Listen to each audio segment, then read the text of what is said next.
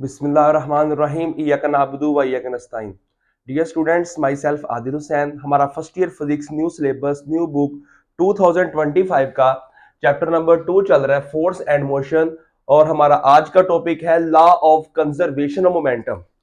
Dear student, ये जो आज का हमारा टॉपिक है ये बहुत ही इंपॉर्टेंट है। इसके साथ लिख लें वेरी वेरी इंपॉर्टेंट। इंपॉर्टेंट ये एक लॉन्ग क्वेश्चन है, शॉर्ट में भी आ सकता है, इसमें से एमसीक्यूज भी आ सकते हैं। ठीक है, बोर्ड के हवाले से ये बहुत ही इंपॉर्टेंट लॉन्ग क्वेश्चन है।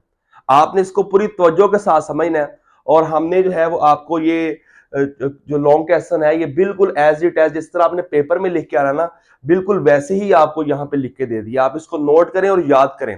ठीक है जी। तो सबसे पहले हम अपने इस टॉपिक के नाम को समझते हैं कि what is the law of conservation of momentum. सही है। अब देखें, सबसे पहले जो मोमेंटम है इसके मतलब तो आप पढ़ के आए हैं। मोमेंटम क्या होता है? मोमेंटम जो है हमारे पास दो चीजों का प्रोडक्ट होता है, मैस और वेलोसिटी का। The product of mass and velocity is called momentum. ठीक है जी।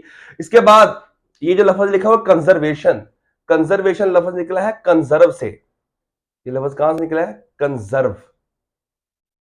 और कंजर्व किसे कहते हैं? कांस्टेंट को। ठीक है, मतलब इस टॉपिक के अंदर हमने एक ऐसा लॉ पढ़ना है, एक ऐसा कानून पढ़ना है जिसके अंदर हमने मोमेंटम को क्या रखना है? कंजर्व रखना है, कंजर्व प्रूव करना है। ठीक है, तो इस टॉपिक को या इसकी तारीफ समझने से पहले हमें कुछ जो तारीफें हैं वो समझनी है जो आपकी बुक में दी हुई हैं। तो सबसे पहले हमें यह पता होना चाहिए व्हाट इज सिस्टम। सिस्टम का क्या मतलब होता है?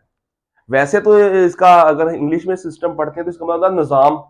सिस्टम का मतलब समझें क्या है? सिस्टम का मतलब आप ये समझें कि जो है ना सिस्टम, ये ग्रुप ऑफ बॉडीज होता है, इज्साम का मजमुआ होता है।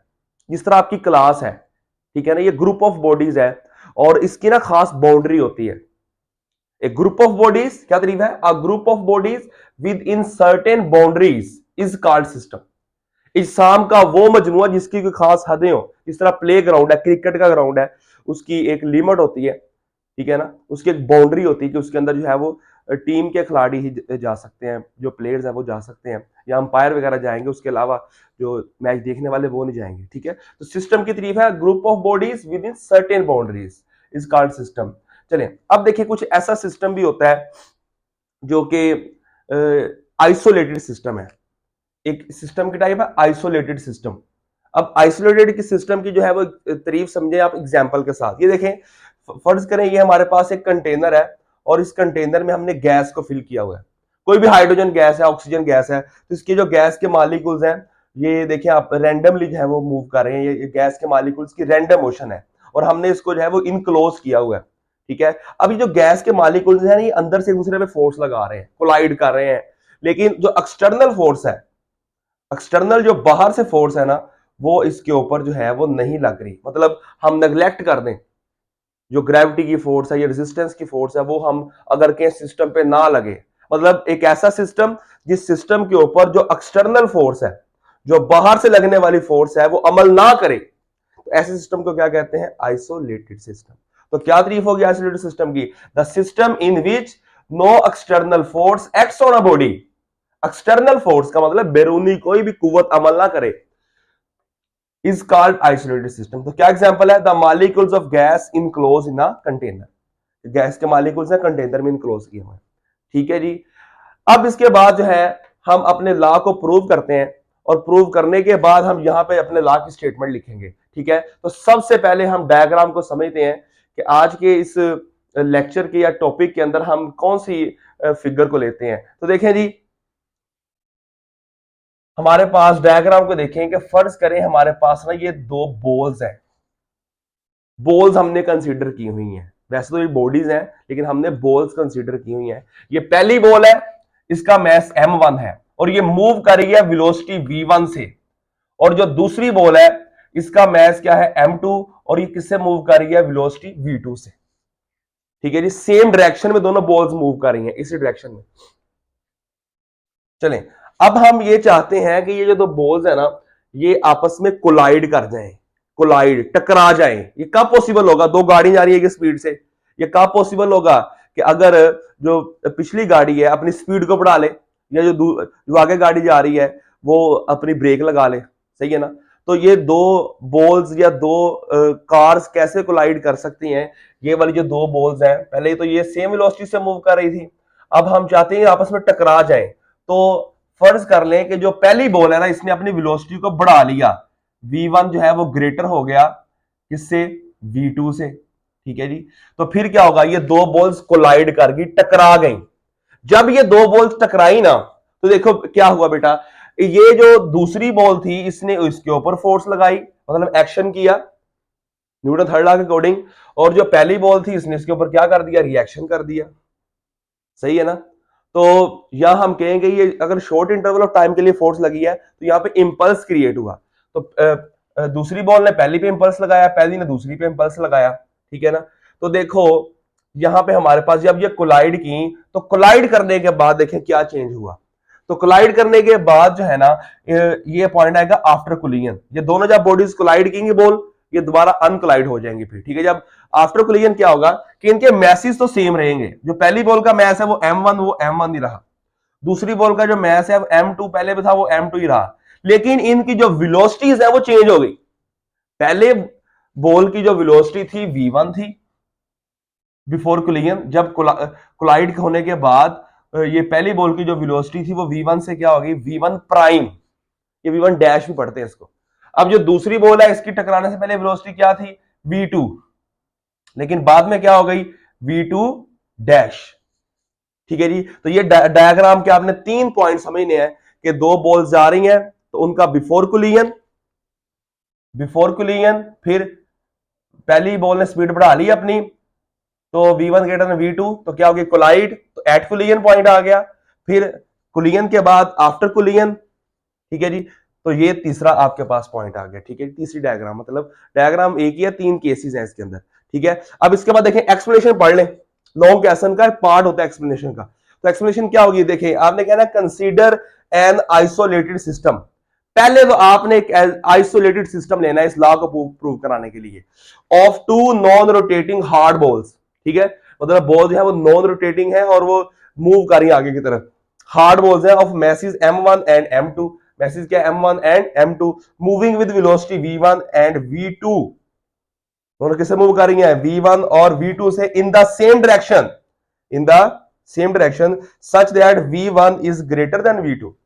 जब v1 किससे ग्रेटर हो गया, v2 से, तो फिर क्या हुआ, जब v1 v2 से ग्रेटर हो तो क्या हुआ था, टू बॉल्स कोलाइड की, their velocity changes to v1 dash, v1 से v1 डैश एंड v2 से v2 डैश रिस्पेक्टिवली, ठीक है जी। देखो कितनी आसान एक्सप्लेनेशन है, जब आप डायग्राम को समझ लेते हैं ना, तो डायग्राम को ही एक्सप्लेन करना होता है एक्सप्लेनेशन में। ये समझ आ गई आपको। अब आप देखें कि हमारे पास कि इसका मैथमेटिकल वर्क क्या होगा, जो इसका मैथमेटिकल वर्क है हिसाबी जो हमारा, वो आप समझ लेते हैं। तो देखें बॉडीज जो है उनके पास मैसेज भी हैं, वेलोसिटीज भी हैं। तो जिसके पास मैस और वेलोसिटी होती है उसके पास मोमेंटम होता है। तो मोमेंटम यहाँ पे चेंज हुआ, जो चेंज इन मोमेंटम होता है ना, वो किसके बराबर होता है, इंपल्स के। चेंज इन मोमेंटम किसके बराबर होता है, इंपल्स के, या इंपल्स बराबर होता है चेंज इन मोमेंटम के। ये पीछे हम फार्मूला पढ़ के आए हैं, पिछले लेक्चर जो था हमारा इंपल्स का ही था। तो इंपल्स का क्या क्या फार्मूला है, the product of force and time, ठीक है। कि जब एक जिस्म के ऊपर थोड़े टाइम के लिए फोर्स लगे तो हम कहते हैं कि बॉडी पे थोड़े टाइम के लिए ज्यादा फोर्स लगी, उसे हम इंपल्स क्रिएट होता है। तो फोर्स और टाइम का प्रोडक्ट बराबर आ गया चेंज इन मोमेंटम, मतलब डेल्टा पी, चेंज कहते हैं डेल्टा को, ठीक है जी। इसके बाद ये भी जनरल फार्मूला हम कर रहे हैं, डेल्टा पी का मतलब क्या है, डेल्टा का मतलब चेंज, चेंज क्या होता है, फाइनल माइनस इनिशियल, तो P F minus P I, ठीक है जी।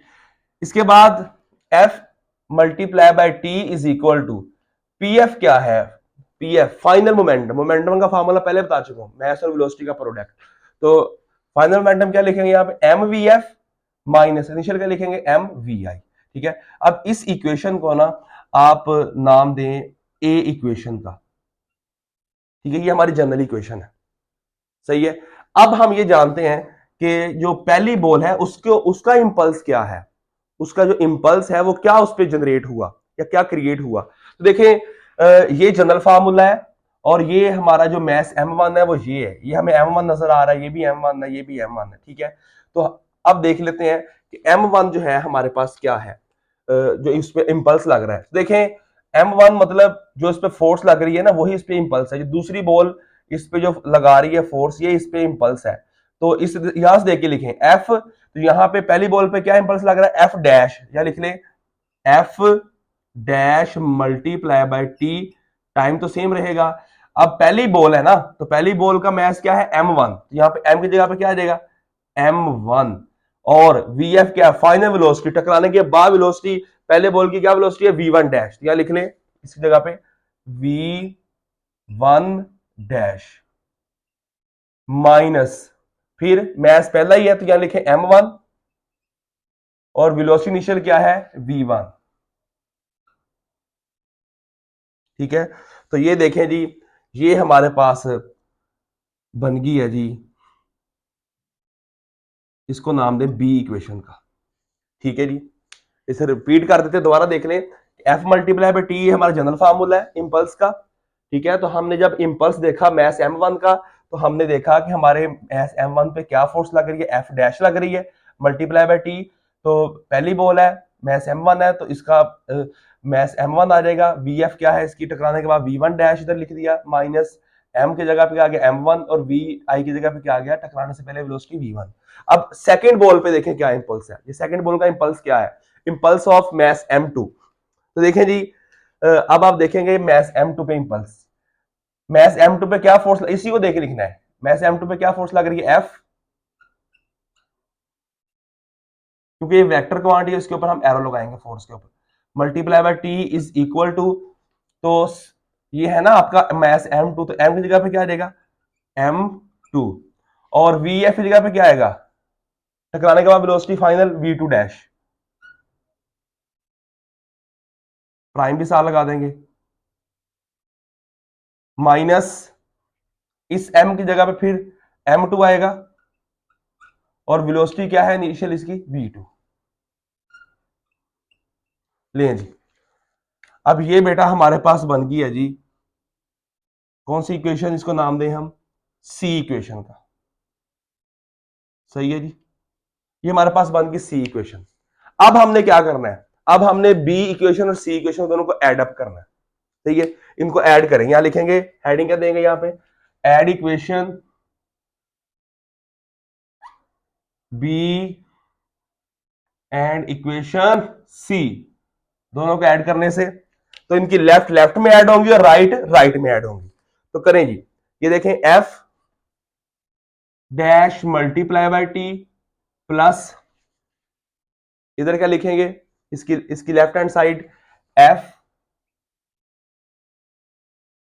Multiply by T is equal to, अब देखें इसकी ये राइट है तो राइट इधर लिखें m1 v1 prime minus m1 v1 plus करना है, plus m2 v2 prime minus, जगह काम है तो यहां लिख लें m2 v2। ठीक है जी, अब हम यहां पे देखते हैं कि जो लेफ्ट हैंड साइड है इसके साथ हमने क्या करना है। सबसे पहले अब यहां से t कॉमन ले लें, जो लेफ्ट हैंड साइड यहां से t कॉमन आ रहा है ना, तो यहां से t कॉमन लें। जब आप t कॉमन लेंगे तो पीछे हमारे पास ये बचेगा f dash plus f, t आ गया जी कॉमन, मल्टीप्लाई बाय टी लिख लें, इज इक्वल टू, इसको एज इट एज लिख लें m1 v1 prime minus m1 v1 plus m2 v2 prime minus m2 v2। ठीक है जी, अब हम यहां पे देखें कि यहां पे क्योंकि हमारे पास ये जो दूसरी बॉल है ये पहली पे एक्शन कर रही है और इसके नतीजे में इसमें क्या कर रही है रिएक्शन, तो यहां पे लगेगा न्यूटन थर्ड लॉ। अब न्यूटन थर्ड लॉ क्या कहता है आप बताएं, by Newton third law, by Newton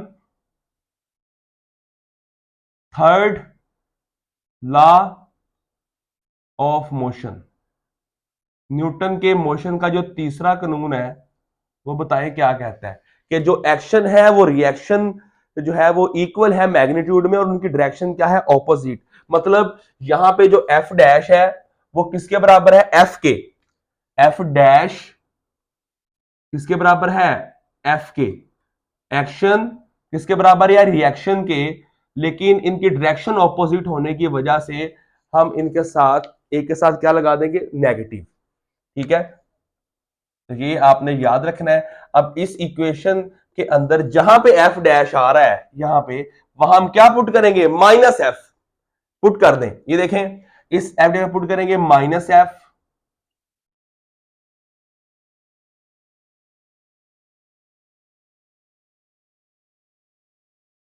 ये ऐसी टैज आ जाएगी, राइट हैंड साइड वैसे चलती रहेगी आपके साथ साथ,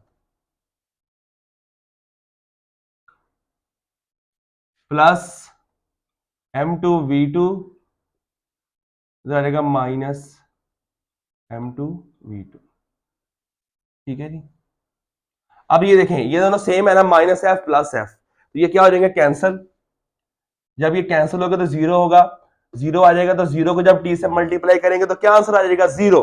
तो लेफ्ट हैंड साइड क्या हो जाएगी आपकी, zero is equal to right hand side क्या आएगी, M1V1 minus M1V1 plus M2V2 prime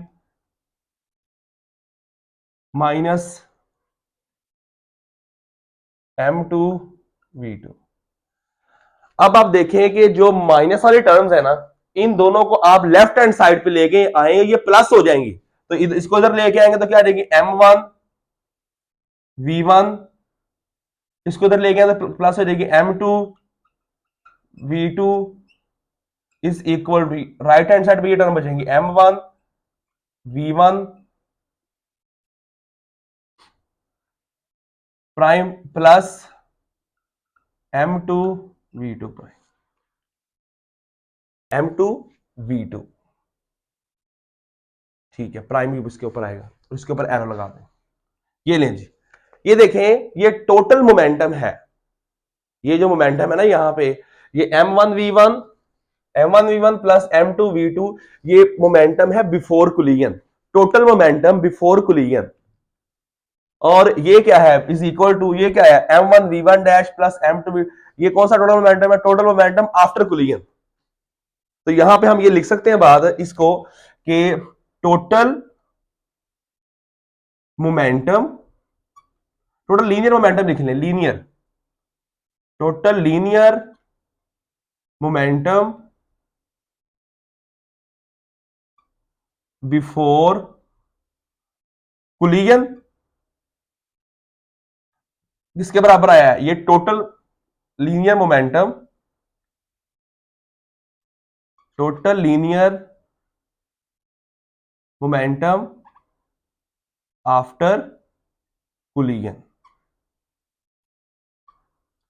total linear momentum before collision is equal to total linear momentum after collision. मतलब जो बॉडी का टोटल इनिशियल मोमेंटम है वो किसके बराबर आ गया, टोटल फाइनल मोमेंटम के, किस सिस्टम के, आइसोलेटेड सिस्टम के। तो अब हम यहां पे ये तारीफ करेंगे इस बात को देखते हुए अपने लॉ की, कि जो टोटल लीनियर मोमेंटम है ना किस सिस्टम का, आइसोलेटेड सिस्टम का, वो क्या रहता है, कांस्टेंट। क्या रहता है, कांस्टेंट। तो यहां पे लिखें तारीफ, फिर यहां पे क्या तारीफ लिखेंगे, the total the this law of conservation momentum states that the total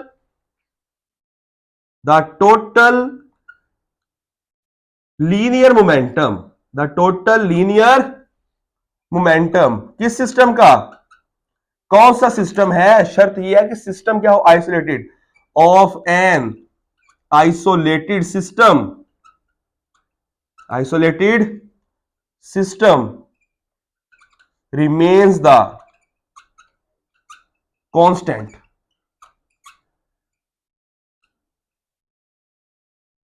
ले जी डियर स्टूडेंट, उम्मीद करते हैं कि आपको समझ आ गई होगी पूरे लेक्चर की। ठीक है, अब आपके माइंड में अगर कोई भी क्वेश्चन हो या जहां से आपको नहीं समझ आई, आप कमेंट करके पूछ सकते हैं। अब तक के लिए इतना ही, मिलेंगे नेक्स्ट वीडियो में। अल्लाह हाफिज।